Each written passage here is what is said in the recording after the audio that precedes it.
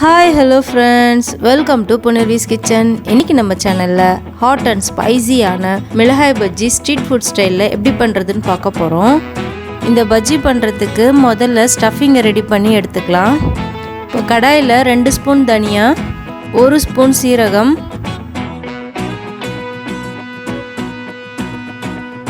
ஒரு கைப்பிடி அளவு கருவேப்பிலை,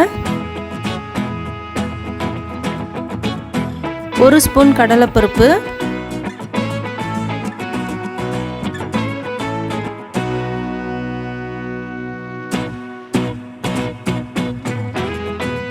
1 ஸ்பூன் வெள்ளை எள்ளு எல்லாத்தையுமே நம்ம ட்ரை ரோஸ்ட் பண்ணி எடுத்துக்கலாம். இப்போ இதெல்லாம் நல்லா வறுபட்டுடுச்சு. இதை எடுத்து கொஞ்சம் ஆற விட்டுட்டு அதுக்கப்புறமா மிக்ஸி ஜாரில் போட்டு பொடியாக அரைச்சி எடுத்துக்கலாம். இப்போ அரைச்ச பொடியில் 1/4 ஸ்பூன் அளவுக்கு உப்பு, ஒரு சின்ன நெல்லிக்காய் அளவுக்கு புளியை கரைச்சி எடுத்து வச்சுருக்கேன். இப்போ இந்த மசாலாவில் சேர்த்து நல்லா கலந்துக்கலாம். இப்போ பஜ்ஜிக்கு நம்ம ஸ்டஃபிங் ரெடி பண்ணியாச்சு. இதை தனியாக எடுத்து வச்சுக்கலாம். இப்போ இந்த மிளகாயை நடுவில் இந்த மாதிரி கீறி எடுத்துக்கலாம்.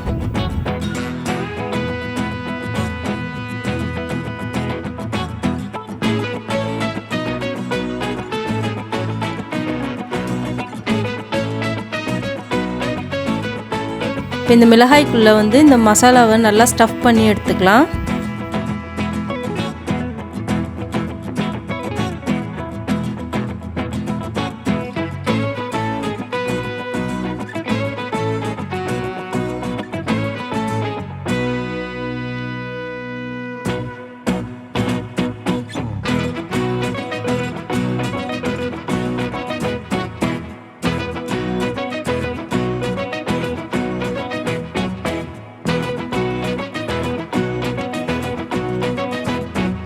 இப்போ எல்லா மிளகாயிலும் இது ஸ்டஃப் பண்ணி எடுத்தாச்சு.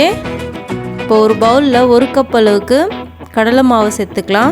2 ஸ்பூன் அளவுக்கு அரிசி மாவு சேர்த்துக்கிறேன். 1/2 ஸ்பூன் ஆப்ப சோடா மாவு, 1/2 ஸ்பூன் மஞ்சள் தூள், 1/2 ஸ்பூன் உப்பு, 1 ஸ்பூன் மிளகாய் தூள், 1/4 ஸ்பூன் ஓமம். இந்த ஓமத்தை இந்த மாதிரி கையால் நல்லா தேய்ச்சிட்டு அதுக்கப்புறமா சேர்த்துக்கோங்க. நல்லா வாசனையாக இருக்கும். 1 ஸ்பூன் அளவுக்கு சூடான எண்ணெயை சேர்த்துக்கலாம். அப்போ பஜ்ஜி நல்லா கிறிஸ்பியாக வரும். அது மட்டும் இல்லாமல் பஜ்ஜியில் எண்ணெய் அதிகமாக இழுக்காது.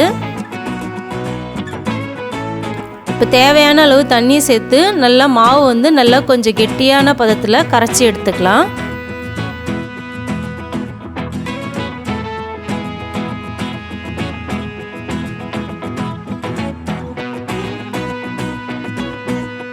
இப்போ ஸ்டஃப் பண்ணியிருக்கிற இந்த மிளகாயை இதில் நல்லா டிப் பண்ணிவிட்டு எண்ணெயில் சேர்த்துக்கலாம்.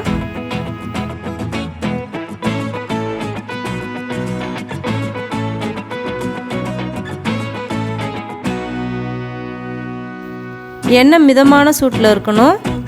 இப்போ அடுத்த பக்கத்தை திருப்பி விட்டுக்கலாம்.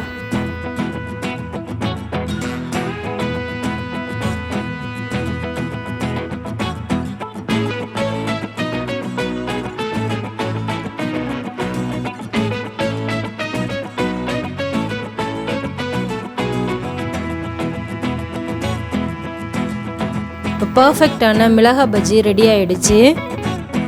மிளகாய் பஜ்ஜின்னு சொன்னாலே நாக்கில் எச்சு ஊறும்.